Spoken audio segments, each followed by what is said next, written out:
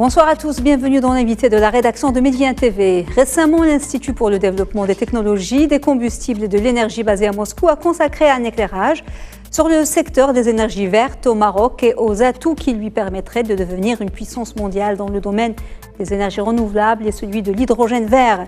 Quels sont les principaux atouts de notre pays dans ce domaine? Quels sont les axes de sa stratégie pour se positionner concrètement comme un leader de l'hydrogène vert à l'avenir sur l'échiquier mondial face à une concurrence internationale de plus en plus rude? Quel cadre juridique, certification, traçabilité, quel verrou à faire sauter pour atteindre les objectifs ambitieux qui s'est fixés? Pour tenter de répondre à ces questions et à bien d'autres encore, nous avons le plaisir de recevoir aujourd'hui Samir Rachidi, directeur général de l'IRSN, l'Institut de recherche en énergie solaire et énergie nouvelle. Monsieur Rachidi, bonsoir. Merci beaucoup d'avoir accepté notre invitation. Bonsoir Madame Drori, merci infiniment pour l'invitation. C'est moi. Il y a encore quelques mois, Samir Rachidi, on parlait de l'hydrogène vert. Beaucoup de personnes étaient sceptiques. Aujourd'hui, on commence à se projeter sérieusement dans cette filière. Qu'est-ce qui a changé? En fait, comme on en avait discuté un peu avant, oui. L'hydrogène, c'est déjà une réalité dans nos économies. C'est un marché mondial qui se produit actuellement à hauteur de 70 millions de tonnes par an. Représente à peu près un chiffre d'affaires de 140 milliards d'euros. C'est déjà une réalité, mais par contre, il est produit principalement à base de ressources fossiles, donc dit hydrogène gris. Plus récemment, le Maroc, et ça fait peut-être 5 ou 6 ans qu'il est déjà sous les radars parce que il est, par les atouts qu'on va certainement discuter autour de cet échange-là, les atouts qu'il possède, va jouer un très grand rôle en matière d'énergie verte, d'industrie verte et aussi d'hydrogène vert. Et c'est que maintenant qu'on commence un peu à prendre conscience de ce potentiel oui. Du Maroc. Et je dois aussi dire que l'annonce de Sa Majesté le Roi, que Dieu l'assiste, récente, le 22 novembre en 2022, on est pour quelque chose aussi. Oui, elle a donné un véritable coup d'accélérateur. Exactement. Il y a eu après une cascade d'événements qui s'en est suivie. Oui. Il y avait la présentation du plan, on va dire, pharaonique du groupe OCP d'investissement qui implique aussi l'industrie de l'hydrogène vert sur une grande partie de ce plan d'investissement de 13 milliards de dollars. Il y a eu aussi l'annonce de Jean Cockerill, qui est un grand fabricant d'électrolyseurs, l'organe principal ou l'appareil principal qui va produire cet hydrogène vert d'une gigafactory au Maroc en janvier. Et puis tout récemment, il y a eu cette révélation de la voiture à hydrogène d'un jeune aussi franco-marocain, c'est Fawzi Najah, d'un prototype d'une voiture à hydrogène à cartouche. Donc c'est des choses aussi qui commencent aussi peut-être pour le grand public, que l'hydrogène, il va sortir de la sphère des experts, des initiés, et être quelque chose qui va être un peu approprié par la société. Approprié, qui peut se concrétiser. Alors, vous êtes à la tête d'un centre de recherche sur les énergies solaires et énergies nouvelles, donc hydrogène. Et le Maroc est ambitieux dans ce domaine. De toute façon, il a une grande expérience. Et il s'est fixé comme objectif d'atteindre la souveraineté énergétique en réduisant de 90% la part de l'énergie importée de l'étranger, en augmentant de 80% la part de l'énergie produite au niveau local d'ici 2050. Mais ces ambitions ont un coût. Alors, la décarbonation de l'industrie nécessite des investissements. Là, j'ai un chiffre de 46 milliards de dollars pour financer les technologies de production, de stockage et les infrastructures de transport d'énergie renouvelable. Avons-nous les moyens de nos ambitions ? Oui, c'est une question très, très importante et très pertinente. Effectivement, à chaque fois qu'on va parler de décarbonation et d'introduction, en tout cas, d'industrie renouvelable ou d'énergie renouvelable dans le mix énergétique marocain ou national, on va se poser la question du coût. C'était toujours le cas et ça va toujours l'être. Sauf que là, je souhaite aussi vous interpeller l'auditeur pour dire, ou les téléspectateurs, pour dire aussi que le statu quo a aussi un coût. Oui. Et on a vécu aussi, à travers l'histoire récente, avec la crise Covid un peu moins, mais la crise aussi ukrainienne, ne serait-ce que les prix des carburants à la pompe, on a vu aussi le coût de cette dépendance énergétique, malheureusement, qu'on ne maîtrise pas.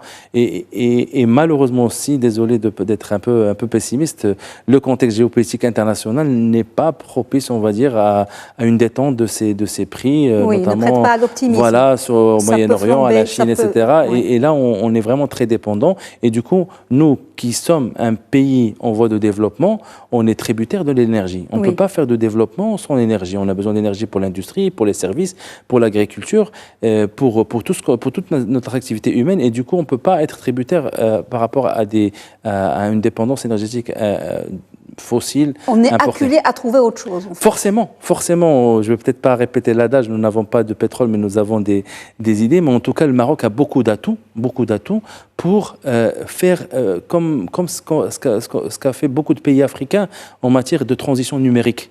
On a fait ce qu'on appelle des sauts de grenouille, c'est-à-dire on n'a pas suivi le schéma classique des pays développés. On peut-être prendre des raccourcis et c'est pas péjoratif parce que la thèse que je souhaite aussi défendre auprès de vous pendant cet échange-là, c'est aussi de dire qu'on a aussi une opportunité inouïe de se convertir vers une économie comme l'a demandé Sa Majesté, décarbonée, peut-être à l'horizon 2050, un peu moins, un peu après. Mais en tout cas, et pour ne pas aussi, ça aussi c'est une partie de mon propos, pour ne pas avoir que un remplacement d'une dépendance énergétique fossile par une dépendance d'importation, parce qu'on va, pour ne pas importer du fossile, on va importer des panneaux photovoltaïques, on va pas importer des batteries, on va peut-être apporter... On ne va pas gagner au change. Vraiment, exactement. Et c'est l'objectif de mon propos, de dire que essayons de profiter de cette occasion, d'autant plus qu'on est déjà dans un élan d'industrialisation qui a commencé au Maroc depuis 15 ans, peut-être, avec l'automobile, ce qu'on a vu l'aéronautique, le plan d'accélération industrielle qui fait... Excusez-moi le terme un peu, je vais m'emporter, peut-être qui fait des miracles par rapport aux chiffres qu'on a vus, 100 milliards de dirhams pour l'automobile, 30 milliards de dirhams pour l'aéronautique, c'est des choses, excusez-moi aussi mon enthousiasme, mais c'est des choses qui sont vraiment marquantes pour le pays. Pays donc du coup, faire de cette opportunité, ou de cette opportunité de l'hydrogène vert ou de la décarbonation en général, une opportunité de s'industrialiser et du coup, d'internaliser la valeur, de colocaliser la valeur avec des acteurs et des partenaires. Il ne s'agit pas forcément de faire de la délocalisation à 100%, mais l'exemple d'automobile, on est un exemple criant, c'est-à-dire colocaliser ensemble avec des partenaires. 60% d'intégration. Exactement. Un petit exemple, sur 10 panneaux photovoltaïques dans le monde, 9,5 sont chinois. Donc l'Europe veut partir vers le vert, le Maroc veut partir vers le vert, mais les panneaux photovoltaïques sont ailleurs. Travaillons ensemble pour ramener cette industrie verte localement. Mais vous pensez qu'il faut vraiment mettre les bouchées doubles et aller vite, parce qu'on a perdu quand même quelques temps? Effectivement, il y a d'abord l'urgence climatique qui ne fait pas attendre. Je me permettrai pas de me substituer à des experts de climat, mais tout laisse à comprendre qu'on a vraiment tardé pour au moins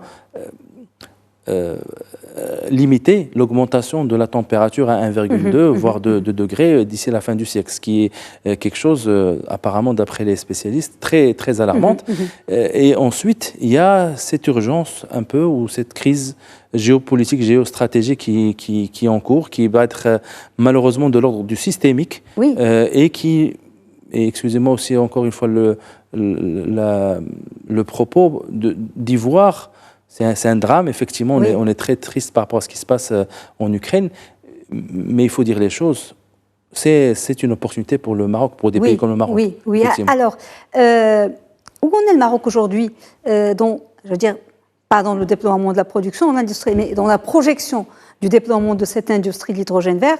Et quelles sont les principales, parce que les gens, utilisation et avantage de cette nouvelle, c'est pas une énergie, c'est un vecteur d'énergie. On parle beaucoup, on a vu avec la voiture, la mobilité, on sait que la mobilité, c'est pas pour demain, l'électricité, mais il y a autre chose, l'ammoniac, il y a beaucoup d'autres utilisations industrielles.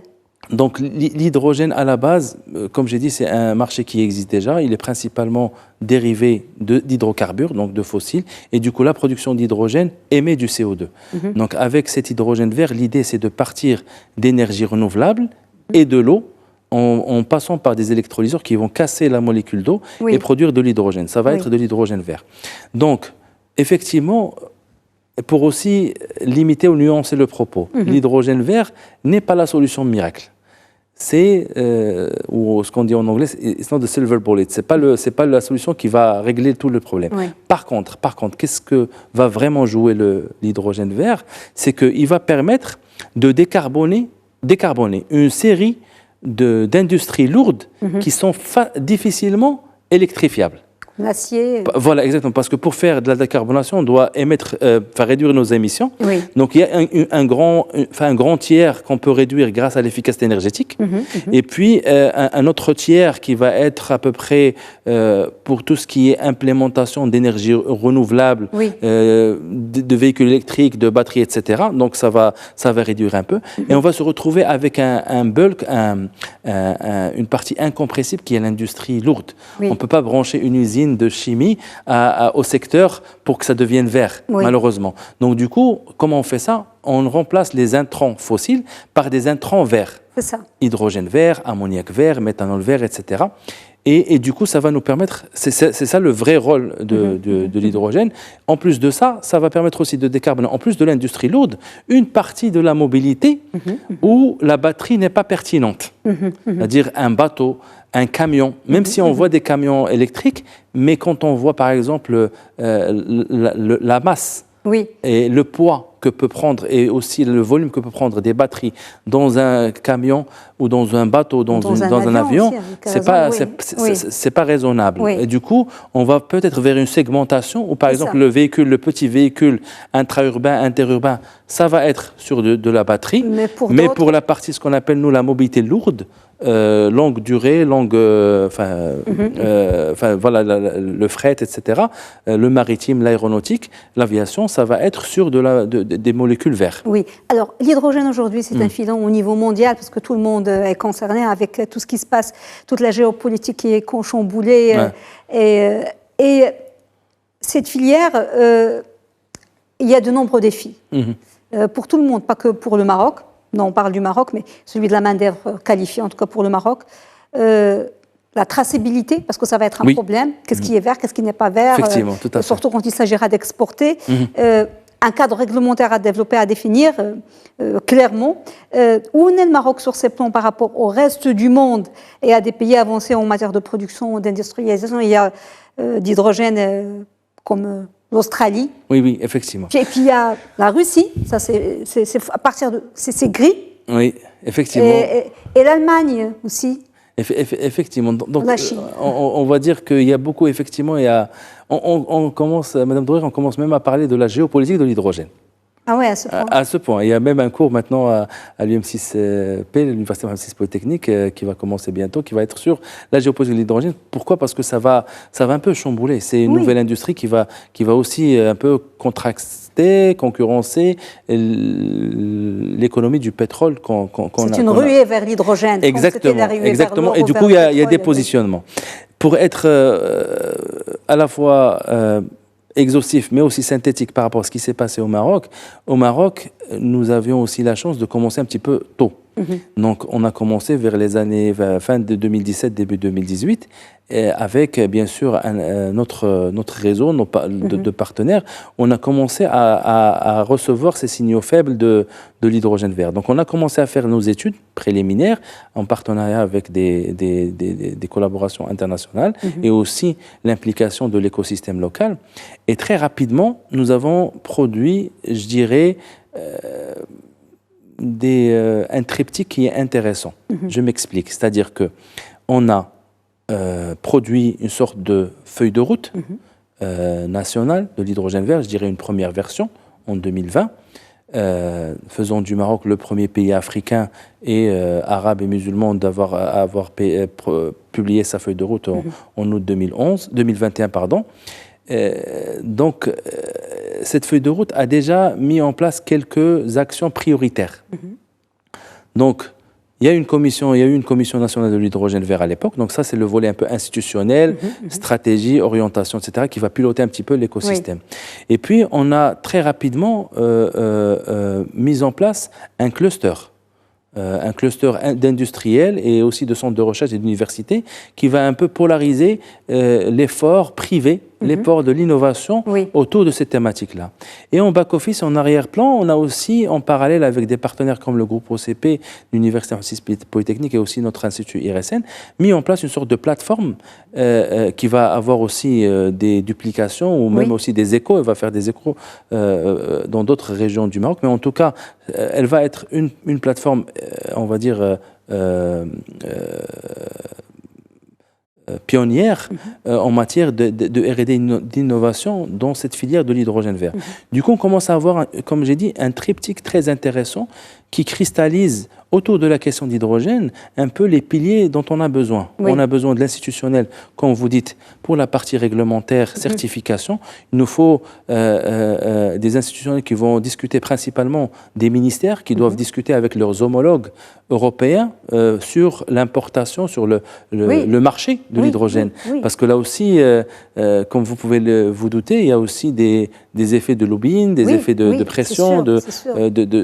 Voilà, il faut que les industriels aussi s'y mettent, parce qu'il ne s'agit pas de mettre du cash flow de l'État. Et l'idée aussi, c'est qu'on soit vraiment dans une logique de gagnant-gagnant. C'est-à-dire que le Maroc aussi doit y trouver son compte. C'est pour ça que le Maroc, il a eu cette démarche un petit peu volontariste, méthodologique, qui a fait le tour de la question en 5 ans. Et maintenant, c'est à quoi s'attendre. Et aussi met ses conditions sur la table. Et du coup, en arrière-plan, comme j'ai dit, la R&D pour le volet formation, ce que vous avez dit, le capital humain, il est clé. Il n'est pas question de faire quoi que ce soit sans capital humain. On l'a vu pour l'automobile, pour l'aéronautique, pour autre chose. Et c'est des choses qui sont présentes. Et aussi le secteur privé, parce qu'on ne peut pas faire de l'innovation et de l'industrie et créer un marché et une puissance de frappe industrielle sans un tissu, sans l'implication du privé. Alors, vous l'avez dit, il s'agit aujourd'hui d'une géopolitique de l'hydrogène. On n'est pas les seuls. Face à cette vague internationale de décarbonation, plusieurs pays du Moyen-Orient aussi, détenteurs de pétrole et de gaz, ont décidé eux aussi de se lancer dans la production d'hydrogène bleu. C'est un élément à prendre en considération aussi dans notre stratégie. Effectivement, tout à fait. Pour cette stratégie, je vais juste rappeler une chose, c'est que cette feuille de route, où je vais dire cette première version de cette feuille de route a été publiée en 2020 pour des hypothèses prises en 2019. Donc 2019, il n'y avait pas de Covid. Il n'y avait pas de guerre en Ukraine et il n'y avait pas pour le Maroc un élément majeur qui va nous marquer pendant les 15 prochaines années, c'est le nouveau modèle de développement qui a beaucoup insisté sur la transition énergétique, les énergies renouvelables et aussi sur l'hydrogène et tout le volet innovation qui vient avec. Donc du coup, comme toute stratégie, par défaut, on a besoin de la revoir, mais là, en l'occurrence, je pense qu'il est urgent de revoir ces stratégies-là ou cette feuille de route-là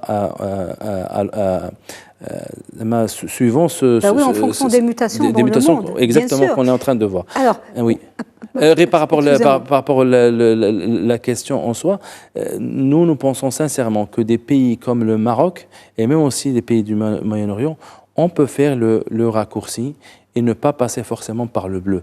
Mais ça, c'est mon avis en tant que chercheur, en tant que Marocain, mais ça n'engage pas, bien sûr, ces pays-là. Ne pas passer par le bleu, donc faire directement du vert. Nous, on n'a pas tant le choix, parce qu'on n'a pas de gisement renouvelable, de gisement révélé de gaz et de pétrole pour faire de l'hydrogène bleu. Mais en tout cas, nous, en ce qui nous concerne, et je pense que chaque pays doit fonctionner par rapport à ses besoins et son potentiel aussi.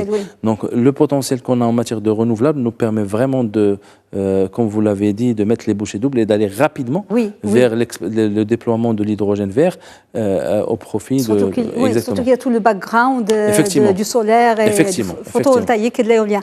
Alors, certains experts pensent qu'au niveau mondial, il y a beaucoup d'effets d'annonce, mais peu de véritables projets concrets, même au sein de l'Union européenne et même en Australie, même si l'Australie est une grande productrice. Est-ce que vous êtes d'accord ? Ou est-ce que c'était avant la crise craigne que ça va changer. On parle beaucoup d'hydrogène. Effectivement, je suis tout à fait d'accord. Il y a un adage aussi qui dit il y a beaucoup de PowerPoint, mais pas assez de PowerPlant. Ouais. Mais ça, c'est effectivement parce que, comme vous l'avez dit, le déploiement à grande échelle de cette technologie-là, de cette industrie, a des challenges devant elle. Donc, les éléments, on va dire, pour déclencher le marché ne sont pas encore réunis sur le court terme. Donc, effectivement, c'est une opportunité pour peut-être, comme on dit chez nous, pour après-demain. Peut-être pas pour demain, mais pour après-demain. Sauf que là, on se prépare. On se prépare, comme j'ai dit, en se dotant de volets réglementaires, d'axes de formation, d'organisation de la chaîne de valeur au sein du pays, etc., pour préparer la sous-traitance, pour préparer les usines de demain. Du coup, on a des annonces. Pourquoi ces annonces-là, ils vont cristalliser des volontés d'investissement.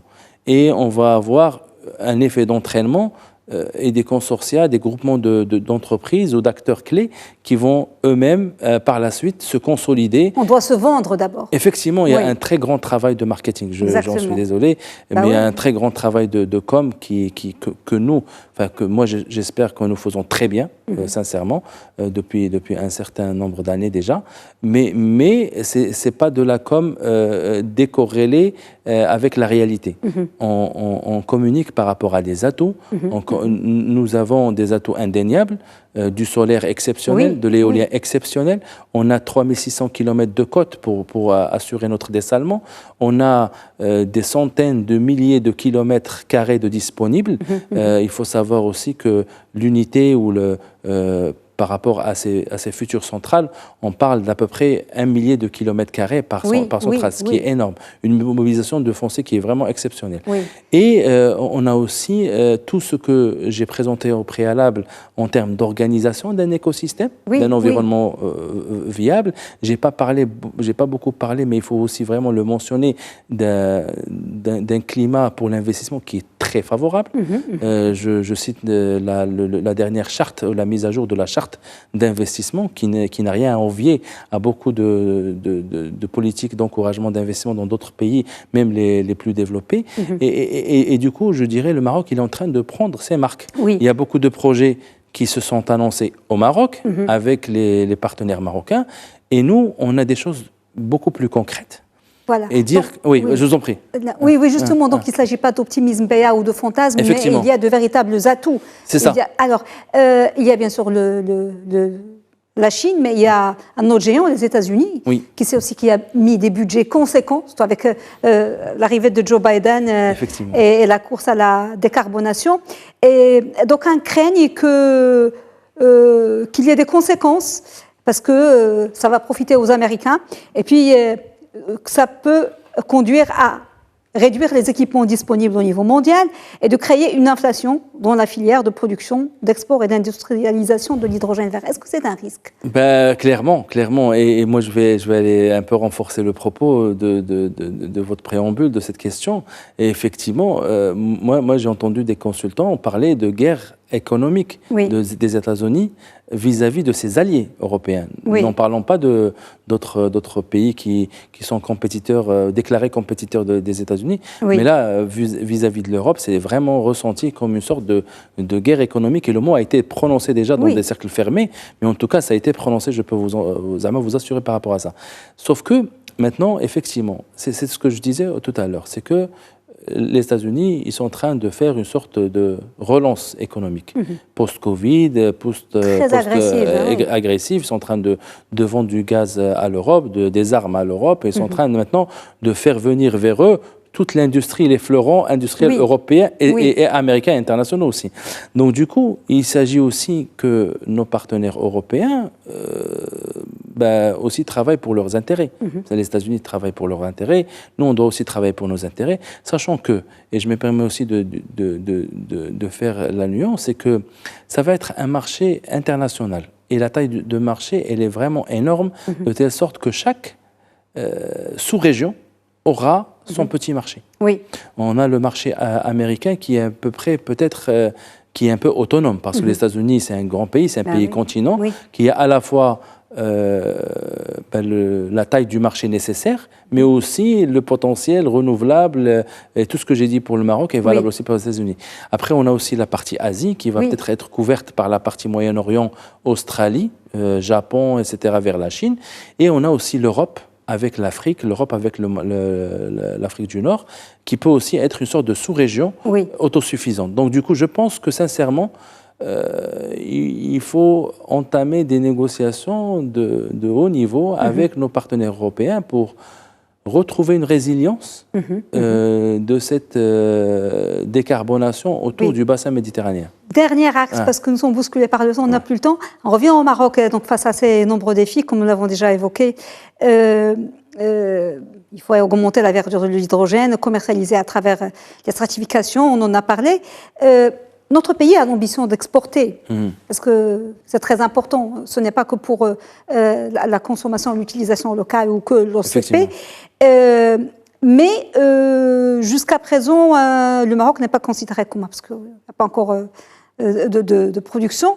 Et est-ce qu'il faut nécessairement commencer par utiliser l'hydrogène au niveau local avant de pouvoir l'exporter? Est-ce que c'est une condition? Moi, je dirais non. Une réponse vraiment très, très directe et très courte. C'est non, parce que on l'a vu avec l'automobile, on ne consomme pas tout ce qu'on produit. Le secteur automobile est exportateur par excellence. L'aéronautique, la même chose, on ne consomme pas. Donc du coup, effectivement, cet